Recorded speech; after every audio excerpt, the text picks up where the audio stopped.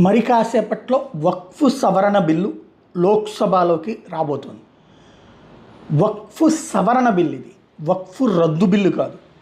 వక్ఫ్ ఆస్తుల పరిరక్షణ కోసం ఉద్దేశించినటువంటిది.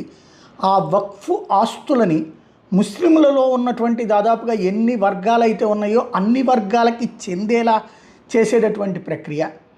అదే సందర్భంలో వక్ఫ్ ఆస్తులని వేరే వాళ్ళు అన్యాక్రాంతం చేసుకోకుండా, అంటే కొన్ని వర్గాలే స్వీకరించకుండా అందరికీ తీసుకువెళ్ళేటటువంటి విధానం.